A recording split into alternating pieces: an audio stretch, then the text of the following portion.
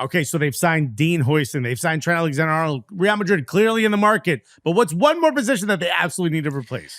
Left back is one where I think there should be more conversation around it. Ferland Mendy. I can hear Barca fans saying, don't. Ferland Mendy, that injury and him missing so much time, I think affected the team a lot more than people kind of highlight.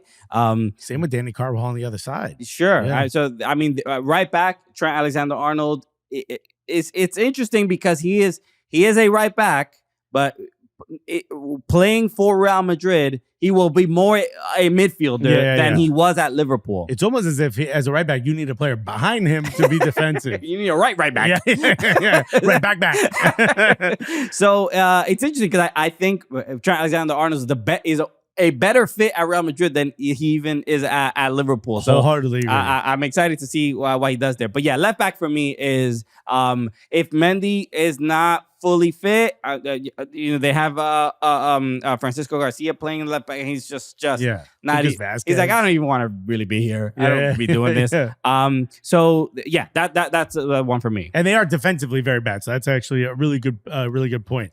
I want to go back a year ago, right? So Toni Kroos leaves. Luka Modric is left on his own, but a much, much older Luka Modric that can't start every game, can't even give you a full 90, really, if needed. Certainly not at the highest point. And that, to me, is when the whole thing fell apart, right? Your metronome is gone. Toni Kroos is so much more important. You think back to the Champions League run, Toni Kroos is making these super important passes at the end of matches, and they still haven't replaced him. So while there's a lot of positions that need to be replaced from this season, and you're 100% right, defensively they need, to me, you got to bring in finally someone that can sit in that midfield and make the smart passes, that can hold the game, that can control the match without just constantly everything being back and forth and back and forth. You telling me Dani Ceballos can do it? You know what? I don't think so. More like Dani Ceballos, bro. Because it's making me cry if you're a Real Madrid fan. I think you put a lot more pressure on the back line when you don't have someone in the midfield. The name that's rumored a lot, and I think would be a better fit, Bruno Fernandes.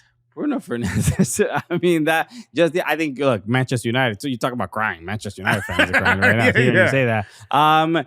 Yes, I think the midfield is a little too. There's too much going on, and too many people that need the ball for Bruno. I disagree. Bruno would not help defensively. That's not what. No, that's why you got Trent back there. Yeah, obviously the joke. Said no one ever. You're gonna have a healthy. You're gonna have a healthy Tchouaméni. You're gonna have a healthy Camavinga. I think Bruno Fernandes can be the calming force, box to box in that midfield. Can almost be like an advanced regista. You know what I mean? Maybe sit back, not need to attack. There's enough attackers, but now you've got service to your left-sided winger if that remains Vinicius Jr. You've got service to your right-sided winger if that remains, Rodrigo, and you've now got service to Mbappe. You've got one player that fits the full mold. If not, go out and get Florian Wirtz. City can't afford him. Florian Wirtz, that's not a bad shout. But to me, Bellingham does a lot of this. The general in the midfield because he's needed to. Yeah. Not because he's supposed to. But he's good at it. Right. Real Madrid. We're talking about Real Madrid like they've had like just a horrific season. I mean, look, they did have an abysmal season, but they've had a pretty good run so far. By the standard of Real Madrid, yes. and look, playing against Barcelona, who are on this historic run, and having a player like Lamine Yamal they just got this year. But now it's just I don't feel too much sympathy because they win so much, and now their coach is leaving to manage Brazil. But Xabi Alonso coming in brings Florian Wirtz with him.